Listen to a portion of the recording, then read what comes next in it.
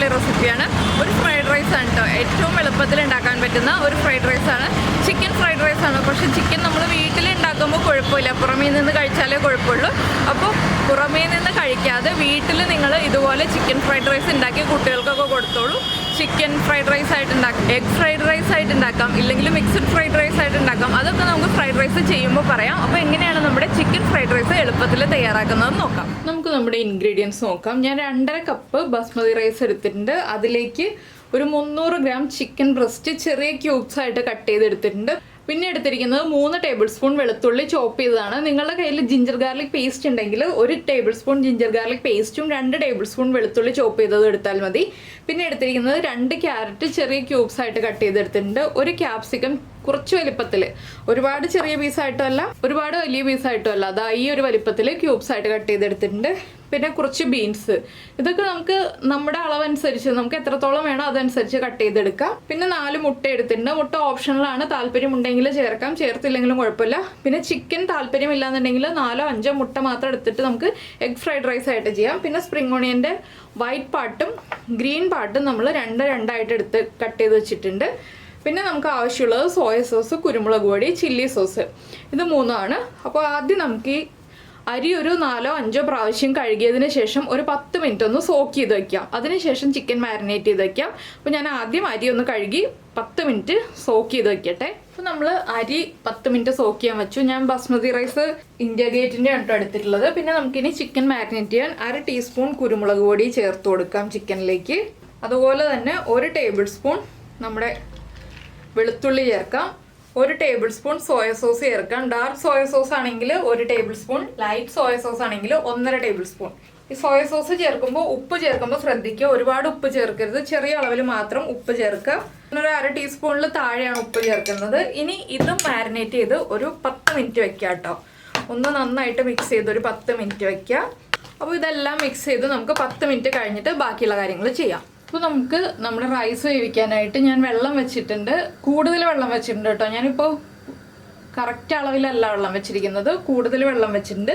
ഈ വെള്ളത്തിലേക്ക് ആവശ്യത്തിന് ഉപ്പ് ചേർക്കുക. നമ്മുടെ റൈസിന് ആവശ്യമായതിനേക്കാളും കുറച്ച് കൂടുതൽ ഉപ്പ് ചേർക്കുക. എന്താണെന്ന് വെച്ചാൽ നമ്മൾ ഈ വെള്ളം സ്ട്രെയിൻ ചെയ്ത് കളയാണ് ചെയ്യുന്നത്, അതുകൊണ്ടാണ് ഞാൻ കൂടുതൽ ഉപ്പ് ചേർക്കുന്നത്. അതുപോലെ തന്നെ 1.5 ടേബിൾ സ്പൂൺ സൺഫ്ലവർ ഓയിലും കൂടി ഈ വെള്ളത്തിലേക്ക് ചേർക്കുന്നുണ്ട്. നമ്മുടെ അരി ഒട്ടിപ്പിടിക്കാതിരിക്കാനാണ് ഓയിൽ ചേർക്കുന്നത്. ഇനി വെള്ളം നന്നായിട്ടൊന്ന് വെട്ടി തിളച്ച് വരട്ടെ. അപ്പോൾ നമുക്ക് അരി ചേർക്കാം. അരി ഞാൻ 10 മിനിറ്റ് ആയപ്പോൾ സ്ട്രെയിൻ ചെയ്ത് വെച്ചിട്ടുണ്ട്. 10 മിനിറ്റിൽ കൂടുതൽ അരി വെള്ളത്തിൽ ഇട്ട് വെക്കേണ്ട ആവശ്യമില്ല. ഇനിയിപ്പോൾ വെള്ളം ഒന്ന് നന്നായിട്ട് തിളച്ച് വരട്ടെ, അതുവരെ നമുക്ക് വെയിറ്റ് ചെയ്യാം. അപ്പോൾ നമ്മുടെ വെള്ളം തിളച്ച് തുടങ്ങി. നമുക്ക് ഇതിലേക്ക് സ്ട്രെയിൻ ചെയ്ത് വെച്ചിരിക്കുന്ന റൈസ് ചേർക്കാം. റൈസ് ചേർത്തിട്ട് അടച്ചു വെച്ചൊന്നും കുക്ക് ചെയ്യണ്ട. ഒരു 7-8 മിനിറ്റ്, ഞാൻ എടുത്തിരിക്കുന്ന പോലെ ബസ്മതി റൈസാണ് നിങ്ങൾ എടുത്തിരിക്കുന്നതെങ്കിൽ ഒരു 8 മിനിറ്റോളം ഹൈ ഫ്ലെയിമിൽ വെച്ച് തിളപ്പിച്ചിട്ടുണ്ടെങ്കിൽ നന്നായിട്ട് കുക്കായി കിട്ടും. നന്നായിട്ടെന്ന് വെച്ചിട്ടുണ്ടെങ്കിൽ ഒട്ടി വരുന്ന പരുവത്തിലല്ല, ഒരു 80% കുക്കായി കിട്ടും. നമുക്കത് മതി. 80% കുക്കായിട്ടുണ്ടെങ്കിൽ തന്നെ ബാക്കിയുള്ളതൊക്കെ നമ്മൾ വെജിറ്റബിൾസിൻ്റെ കൂടെ ഒക്കെ ചേർത്ത് കുക്ക് ചെയ്യുമ്പോൾ കറക്റ്റ് ആയിക്കോളും. അപ്പോൾ ഇനി റൈസ് ഒന്ന് കുക്കായി വരട്ടെ. ഈ സമയത്ത് നമുക്ക് നമ്മുടെ ചിക്കനൊക്കെ ഒന്ന് ഫ്രൈ ചെയ്തെടുക്കാം. അപ്പോൾ നമ്മുടെ റൈസ് ഇവിടെ കുക്കാവുന്നുണ്ട്. അതേസമയം തന്നെ ഞാൻ വേറൊരു പാനിൽ കുറച്ച് ഓയിൽ ഒഴിച്ചിട്ടുണ്ട്. ഇതിലേക്ക് നമ്മൾ മാരിനേറ്റ് ചെയ്ത് വെച്ചിരിക്കുന്ന ചിക്കൻ പീസുകൾ ഇട്ട് കൊടുക്കാം.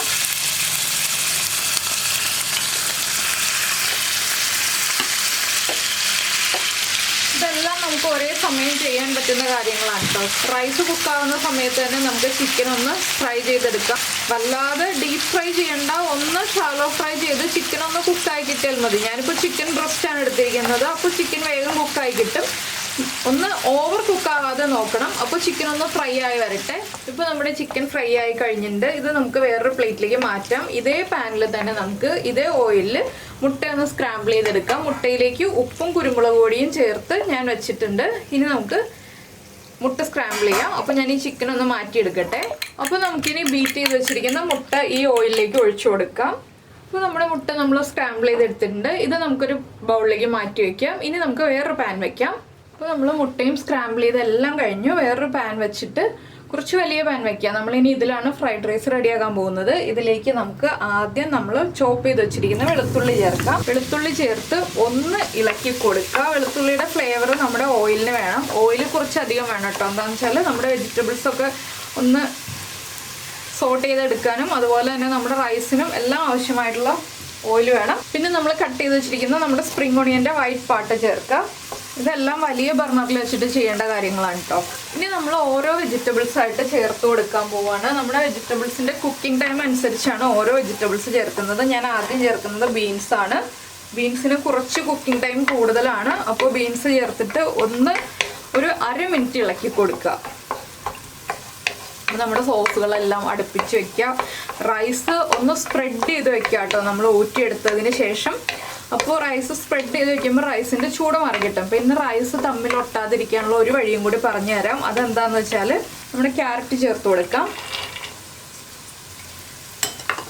റൈസ് നമ്മൾ നേരത്തെ വേവിച്ചിട്ട് ഫ്രിഡ്ജിൻ്റെ താഴെ തട്ടിൽ എടുത്ത് വെക്കുകയാണെങ്കിൽ തമ്മിൽ ഒട്ടിപ്പിടിക്കാതിരിക്കും കേട്ടോ. അങ്ങനെ ഒരു ടിപ്പ് നിങ്ങൾ ചെയ്ത് നോക്കിയിട്ടില്ലെങ്കിൽ ഉറപ്പായിട്ടും ട്രൈ ചെയ്തോളൂ. ഒട്ടും റൈസ് ഒട്ടിപ്പിടിക്കില്ല. അപ്പോൾ ഇനി നമുക്ക് നമ്മുടെ വെജിറ്റബിൾസിന് ആവശ്യമായിട്ടുള്ള ഉപ്പ് ചേർക്കാം. നമ്മൾ ചിക്കനിൽ ഉപ്പ് ചേർത്തിട്ടുണ്ട്, സോയ സോസിൽ ഉപ്പുള്ളതാണ്, മുട്ടയിൽ ഉപ്പ് ചേർത്തിട്ടുണ്ട്, റൈസിൽ ഉപ്പ് ചേർക്കുന്നുണ്ട്. അപ്പോൾ വെജിറ്റബിൾസിന് മാത്രം ആവശ്യമായ വളരെ ചെറിയ അളവിലുള്ള ഉപ്പ് ചേർക്കുക. ഞാനൊരു 1/4 ടീസ്പൂണിൽ താഴെ ഉപ്പ് ചേർക്കുന്നുള്ളൂ. ഇനി വെജിറ്റബിൾസ് ഒന്ന് കുക്കായി കിട്ടണം, പക്ഷെ ഓവർ കുക്കാവരുത്. നമുക്ക് കടിക്കാൻ കിട്ടുന്ന പാകത്തിൽ ഒന്ന് കുക്ക് ചെയ്തെടുക്കുക.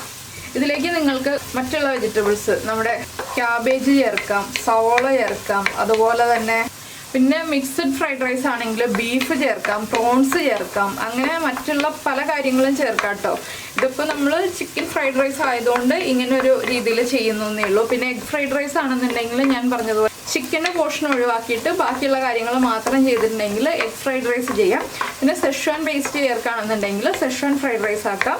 അതൊക്കെ നമ്മുടെ ചോയ്സ് അനുസരിച്ച് പല രീതിയിൽ വ്യത്യാസം വരുത്തിയിട്ട് നമുക്ക് ഫ്രൈഡ് റൈസിൽ വ്യത്യാസങ്ങൾ വരുത്താം. അപ്പോൾ നമ്മൾ സെഷ്വാൻ ഫ്രൈഡ് റൈസിൻ്റെ വീഡിയോ ചെയ്തിട്ടുണ്ട്, എഗ് ഫ്രൈഡ് റൈസിൻ്റെ വീഡിയോ ചെയ്തിട്ടുണ്ട്. അതൊക്കെ നിങ്ങൾ കണ്ടിട്ടില്ല എന്നുണ്ടെങ്കിൽ നീതാസ് ടേസ്റ്റ്ലാൻഡ് എഗ് ഫ്രൈഡ് റൈസെന്നും സെഷ്വാൻ ഫ്രൈഡ് റൈസ് എന്നൊക്കെ പറഞ്ഞ് സെർച്ച് ചെയ്തിട്ടുണ്ടെങ്കിൽ ആ റെസിപ്പികളൊക്കെ കിട്ടും കേട്ടോ. അപ്പോൾ നമ്മുടെ വെജിറ്റബിൾസൊക്കെ ഒന്ന് കുക്കായി വന്നിട്ടുണ്ട്. നമുക്കിനി ഇതിലേക്ക് സോസുകൾ ചേർത്ത് കൊടുക്കാം. ആദ്യം ഞാൻ ചേർക്കുന്നത് ഒരു 3/4 ടീസ്പൂൺ നമ്മുടെ ടൊമാറ്റോ സോസാണ്. 3/4 ടീസ്പൂൺ മതി. ടീസ്പൂണാണ്, ടേബിൾ സ്പൂൺ അല്ല. സോസുകൾ ചേർത്തിട്ട് നന്നായിട്ട് കുക്ക് ചെയ്യുക. സോസുകളുടെ ആ ഒരു റോ ടേസ്റ്റ് മാറി കിട്ടണം. അടുത്തതായിട്ട് ഞാൻ ചേർക്കുന്നത് റെഡ് ചില്ലി സോസാണ്. റെഡ് ചില്ലി സോസ് ഒരു 1.5 ടീസ്പൂൺ ചേർക്കുന്നുണ്ട്. പിന്നെ നമ്മുടെ സോയ സോസ് ടേബിൾ സ്പൂൺ അളവിലാണ് ചേർക്കുന്നത്, ടീസ്പൂൺ അളവിലല്ല. 1.5 ടേബിൾ സ്പൂണാണ് ചേർക്കുന്നത് സോയ സോസ്.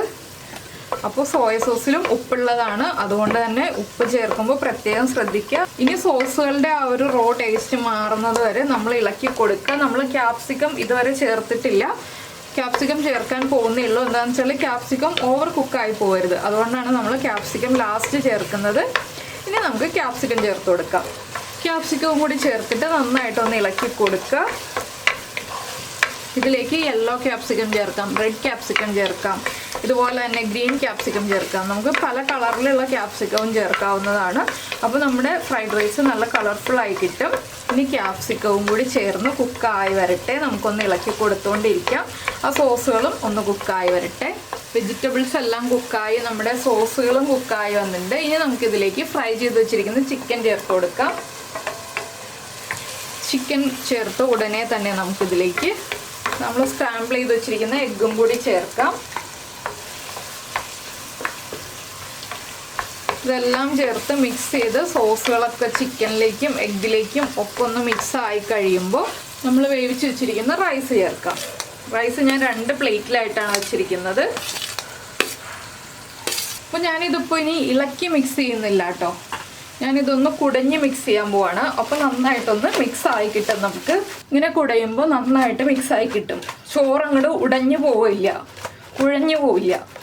ഇനി നമുക്ക് ബാക്കി റൈസും കൂടി ചേർക്കാം. ഇനി ഞാൻ ബാക്കി റൈസും കൂടി ചേർക്കുകയാണ്. അപ്പോൾ വളരെ ഈസി അല്ലേ? നമുക്ക് ആ ചിക്കൻ ഒന്ന് ഫ്രൈ ചെയ്യുക, ചോറ് വേവിച്ചെടുക്കുക, മുട്ട സ്ക്രാമ്പിൾ ചെയ്തെടുക്കുക എന്നിങ്ങനെയുള്ള കാര്യങ്ങളും വെജിറ്റബിൾസ് കട്ട് ചെയ്യുക എന്നുള്ള കാര്യങ്ങളൊക്കെ മാത്രമേ കുറച്ച് സമയം എടുക്കുന്നുള്ളൂ. ബാക്കിയൊക്കെ വളരെ ഈസിയാണ്. അപ്പോൾ ഇതാ നമ്മുടെ റൈസ് ഇതാ മിക്സായി ഒട്ടും കുഴഞ്ഞു പോവാതെ റെഡി ആയി വന്നിട്ടുണ്ട്. കണ്ടോ, ഒട്ടും തന്നെ കുഴഞ്ഞു പോയിട്ടില്ല.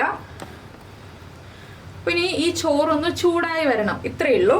അപ്പോൾ നന്നായിട്ടൊന്ന് ചൂടായി കഴിഞ്ഞിട്ടുണ്ടെങ്കിൽ നമുക്ക് സെർവ് ചെയ്യാവുന്നതേ ഉള്ളൂ. അപ്പോൾ ഇത്രയുള്ള നമ്മുടെ ഫ്രൈഡ് റൈസിൻ്റെ പരിപാടി. നിങ്ങൾ എല്ലാവരും ഈ ഒരു റൈസിൻ്റെ റെസിപ്പി ട്രൈ ചെയ്തിട്ടില്ലെങ്കിൽ ഉറപ്പായിട്ടൊന്ന് ട്രൈ ചെയ്തോളൂ. ഞാൻ ലാസ്റ്റായിട്ട് കുറച്ച് സ്പ്രിംഗ് ഓണിയനും കൂടി ഒന്ന് വിതറി കൊടുക്കുന്നുണ്ട്. സ്പ്രിംഗ് ഓണിയൻ്റെ ഗ്രീൻ പാർട്ട് കേട്ടോ. അപ്പോൾ എല്ലാവരും ട്രൈ ചെയ്ത് നോക്കുക. ഇഷ്ടമായി കഴിഞ്ഞിട്ടുണ്ടെങ്കിൽ ഒന്ന് ലൈക്ക് ചെയ്യാൻ മറന്നു പോരുത്. പിന്നെ നമ്മുടെ ചാനൽ ആദ്യമായിട്ട് കാണുകയാണ്, നമ്മുടെ വീഡിയോ പ്രസൻറ്റ് ചെയ്യുന്ന രീതിയൊക്കെ ഇഷ്ടമായി എന്നുണ്ടെങ്കിൽ ഒന്ന് സബ്സ്ക്രൈബ് ചെയ്ത് സപ്പോർട്ട് ചെയ്യണേ. സബ്സ്ക്രൈബ് ചെയ്യുന്നതിന് ഈ വീഡിയോയുടെ താഴെയുള്ള റെഡ് സബ്സ്ക്രൈബ് ബട്ടൺ ഒന്ന് ക്ലിക്ക് ചെയ്യുക ആൻഡ് റൈറ്റ് സൈഡിലുള്ള ബെല്ലൈക്കനും ക്ലിക്ക് ചെയ്യുക. അപ്പോൾ ഓൾ എന്ന് പറഞ്ഞിട്ടൊരു ഓപ്ഷൻ കാണാം.